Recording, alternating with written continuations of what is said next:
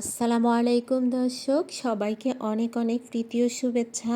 চলে আসলাম নতুন আরেকটা রেসিপি নিয়ে। আজকের রেসিপি ফ্রোজেন পদ্ধতি সহ পারফেক্ট সিঙ্গারার রেসিপি।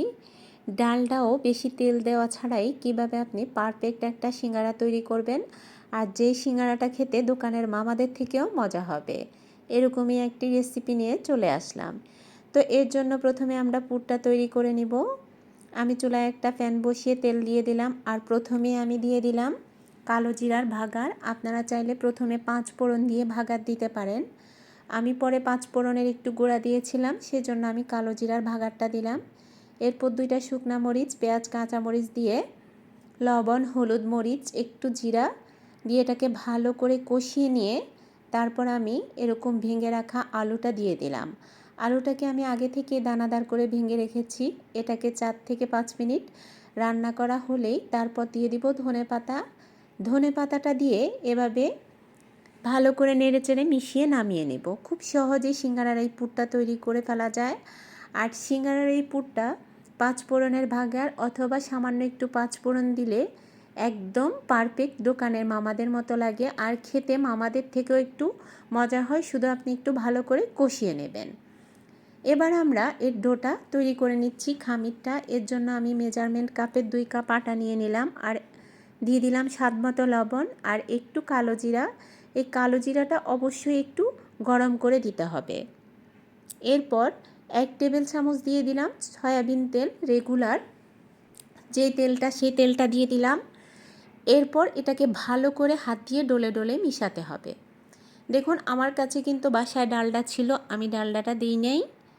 আর যখন আমরা ডোটা করব, এটা রুম টেম্পারেচারে পানি দিয়ে করতে হবে। এখন যেহেতু শীতকাল, পানিটা অনেক বেশি ঠান্ডা থাকে, সে ঠান্ডা পানি দিয়ে খামিরটা করবেন না, তা না হলে খামিরটা ভালো হবে না। আর অবশ্যই একটু অল্প অল্প করে পানি দিতে হবে। সিঙ্গারার ডোটা যেহেতু অনেক শক্ত হয়, সেই জন্য পানিটা অল্প অল্প করে দেবেন। আমি কিছুক্ষণ ময়ান দেওয়ার পরে একবার আপনাদেরকে দেখালাম, এরপর আরও কিছুক্ষণ ময়ান দিয়ে আপনাদেরকে ডোটা দেখাবো। আমি প্রায় 6 থেকে 7 মিনিটে সিঙ্গারার খামিরটাকে ময়ান দেওয়ার পরেও দেখুন এখনও এটা অনেকটা শক্ত আছে। এই দেখে নিন, ডালনাটা আমার বাসায় ডালনা ছিল, আমি কিন্তু এটাকে সয়াবিন তেল দিয়ে করলাম। আর তেলটা বেশি দেই নাই, পরিমাণ মতো দিয়েছি, যেটা একদম কমও না বেশিও না। এরপর এটাকে আমি আধা ঘন্টা রেস্টে রেখেছি। আধা ঘন্টা পরে দেখুন, একটা প্রথমে আমি সমান 2 ভাগে ভাগ করে নিয়েছি, এরপর একটা ভাগকে 4 ভাগ করে নিয়েছি। এরপর আমরা রেগুলার যে রুটিটা করি, সেরকম রুটির মতো একটা গোল করে, রুটির গোলার মতো গোল করে নিয়েছি। এবার এটাকে একটা রুটি তৈরি করে নিব। সিঙ্গারার রুটিটা একটু লম্বা হয় আর একটু মোটা হয়।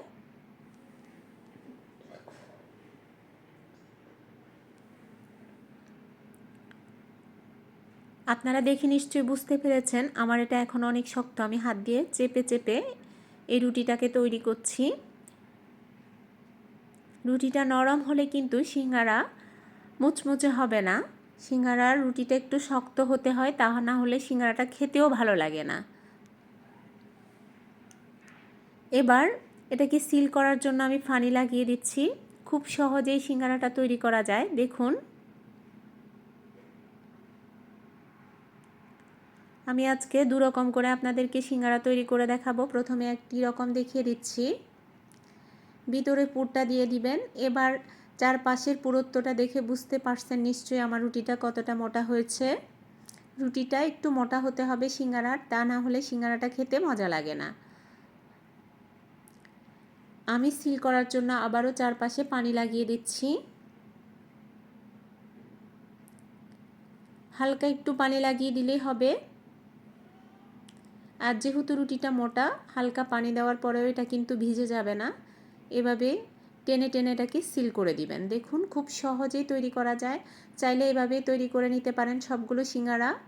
আর যদি বলেন না আমি আরেকটা ডিজাইন দিব, তাহলে এরকম করে দুপাশ থেকে টেনে এনে আবার এভাবে সিল করে দিতে পারেন। যদি না লাগে এই মুহূর্তে আবার একটু পানি দিয়ে সিল করে নিতে পারেন। হয়ে গেল। এটা একটা রকম করে দেখালাম, এরপর আমি আরও একটা রকম করে তৈরি করে দেখিয়ে দেব। দেখুন আমার মাঝে মাঝে কথা একটু মুখে বাজে, কেউ কিছু মনে করবেন না। আসলে আমি বেশি কথা বলতে গেলে এরকম হয়, যেহেতু এখানে টানা কথা বলতেছি সেজন্য একটু প্রবলেম হচ্ছে।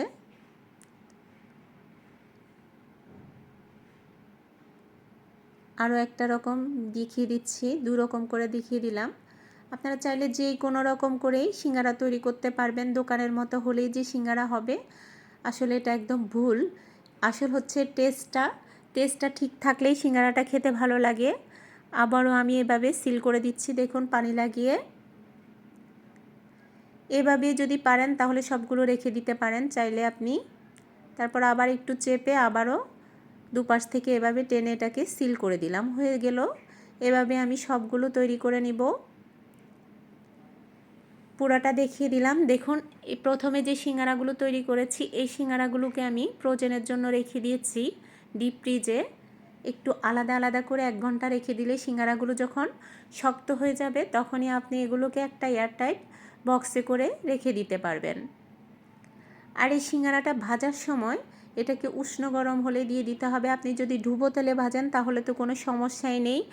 আমি অল্প তেলে ভাজছি, সেজন্য একটু উপর দিয়ে তেল দিয়ে দিলাম।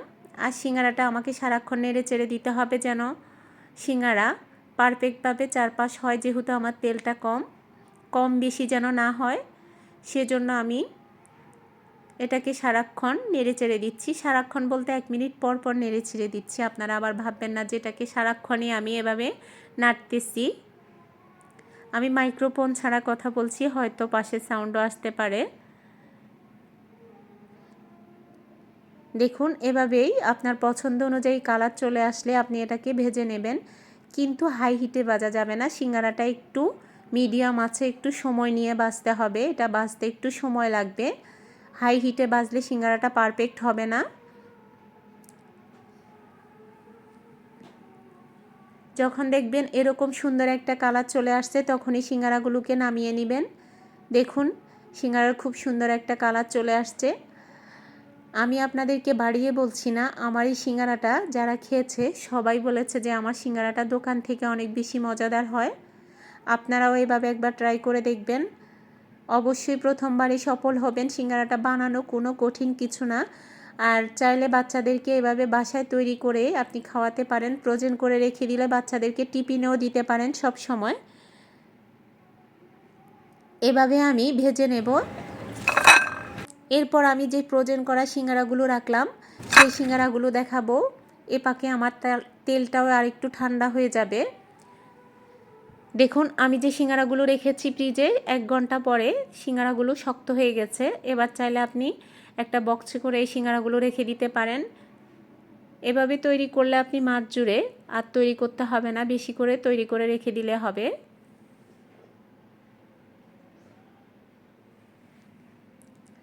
আমি যে ফ্রোজেন করা সিঙ্গারাগুলো রাখছি, সেই সিঙ্গারাগুলো ভেজে দেখাচ্ছি। সিঙ্গারাটা সব সময় একটু উষ্ণ গরমে দিতে হয়। দেখুন এই সিঙ্গারাগুলো পারফেক্ট হয়েছে। আপনি যদি গরম তেলে সিঙ্গারা দেন, তাহলে সিঙ্গারার উপরের আবরণটা দেখতে অন্যরকম হবে। আমি আজকে আপনাদেরকে গরম তেলে সিঙ্গারা দিলে কীরকম হয় সেই আবরণটাও একটু দেখিয়ে দেব। এভাবে আমি সবগুলো সিঙ্গারা তৈরি করে নিয়েছি। আশা করছি আপনাদের কাছে ভালো লাগবে। ভালো লাগলে অবশ্যই চ্যানেলটা সাবস্ক্রাইব করে আমার পাশেই থাকবেন।